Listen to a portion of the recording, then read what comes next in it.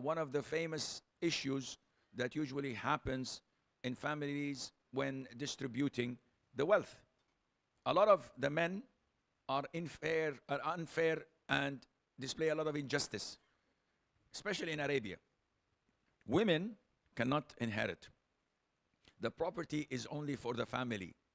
My name. Women will get married to someone else from another tribe, from another country, and he will not have a share in my house, in my property, in my land. So a lot happens of injustice with women, and this is haram. You cannot play around with inheritance of property just because you don't want other tribes, other families to share your property. When you die, it's not your property anymore. It belongs to the family. How to distribute? It is mentioned in Surah An-Nisa. The ayah is very simple. And the science of al-fara'id or al-mawarith is one of the first to be lost. The first science to be lost among the ummah is this science, because rarely you will find people working in it. And it needs practice. Rarely you will find people asking you questions, and it's very mathematical, very simple. So if a person dies, leaves only children, no parents, no spouse, he leaves only children. This is very easy. The children inherit everything. The division is 2 shares for the male and 1 share for the female. End of story. Very simple. He left a boy and a girl. 2/3 for the boy, 1/3 for the girl. Alhamdulillah. Okay, what if he has a spouse? If he has a spouse, then the spouse gets 1 of 2. Either she gets a quarter if he doesn't have any children, or she gets 1/8 if the deceased has children. Not from her, from anyone else. So a man dies leaving a wife and a boy and a girl. The wife gets how much? 1/8. And the rest is divided by 3 shares. 2 for the boy, 1 for the girl. Khalas, end of story. So when we come to the issue of, no, the deceased had parents. Oh, no problem. So he had parents, and he had a wife, and he had a boy and had a girl. No problem. The wife gets 1/8. The father and the mother get 1/6, 1/6. And the rest is distributed between 3 shares, 2 for the boy, 1 for the girl. This is an easygoing way. What about if he did not have a boy? He had only 1 girl. Okay, no problem. The Quran says, if someone dies leaving 1 girl, she gets half. Whoa, the girl gets half? Yes. Okay, if he did not have 1 girl, he had 1 boy. The boy gets everything. Everything. If he did not have a father, a mother, and a spouse. But if he had a father and a mother and a spouse, we give them their percentage. 1/6, 1/6, 1/8, and the rest goes to the son. So in inheritance, there are 2 ways of inheriting. Either by fard or by asaba. How do you translate this? How do you translate this? Fard is a percentage. And we have 6 percentages. Half and half of it. 1/3 and half of it. 1/4 and half of it. These are the 6 percentages. Half, who inherits with the half? The daughter. And? No, not the wife. The other one. The husband. When the wife dies, leaving no children, the husband gets half. If she had children and she died, the husband gets quarter. So half is inherited by these 2.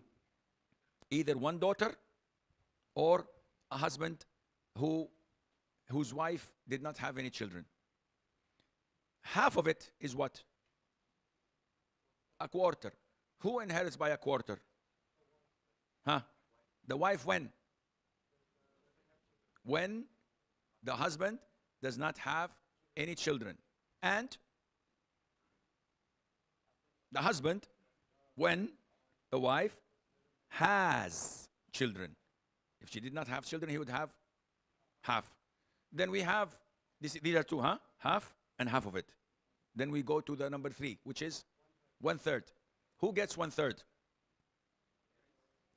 The parents, the mother, when the deceased has no children and one sibling only, one brother or one sister, she gets 1/3.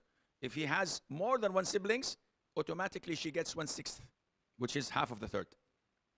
The father gets 1/3 if he has no children, and the rest. But this is his fard. Who gets 1/6? The parents, the mother, if he has more than one sibling, and the father if he has children. Because the father gets, like the mother, only 1/6. Anyone, anything else? Another 1/6? في كمان? 6. Yeah, these are the two. Okay. Now, the 5th percentage is what? No, 1/4, 1/4, and half of it. So 1/4, who gets 1/4? The wife, if the deceased husband does not have any children, and the husband, if the deceased wife had children. Who else? Nothing. Half of it is 1/8. Who gets 1/8? The wife, if, no, not she. He, if the husband, the deceased husband, had children, then she gets only 1/8. Noteworthy. Do you know what is the co-wife called in Arabic? The co-wife. If a man has 2 wives, what is the second wife called? In Arabic, it's called darra. Darra. What does darra means? From harm. Why is she called darra? Because if a man has 2 wives, each one of them gets half of 1/8. So both share 1/8.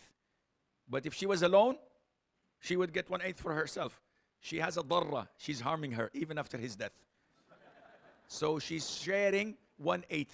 If they were 4, they would share 1/8.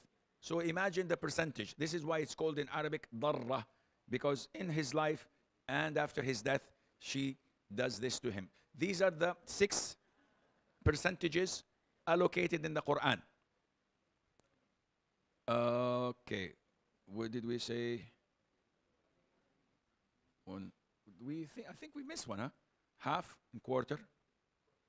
Ah, yeah, we mixed it. Half and quarter, 2/3 and 1/3. There are 2/3. I did not mention a quarter. I mentioned it twice. Yeah, this is wrong. Half and a quarter, 2/3 and 1/3, and quarter and 1/8.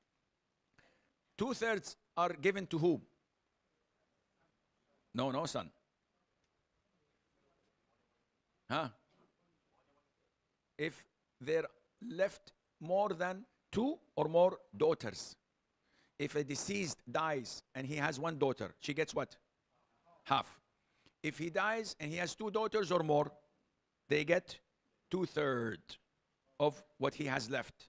2/3. They participate, they take this much. This is called fard. Now, others of the heirs have what is known as ta'asib or asaba. They inherit the remaining. And who are these? The sons, the daughters, the father, the siblings, if he has no children and no father, the uncles, anyone who's related to him by name. So the wife and the husband, they inherit by percentage, by al-fard. The mother inherits by fard, either 1/6 or 1/3. The daughters, if there are no sons, they inherit by fard, half or 2/3. But if there is a son, no, their percentage is gone.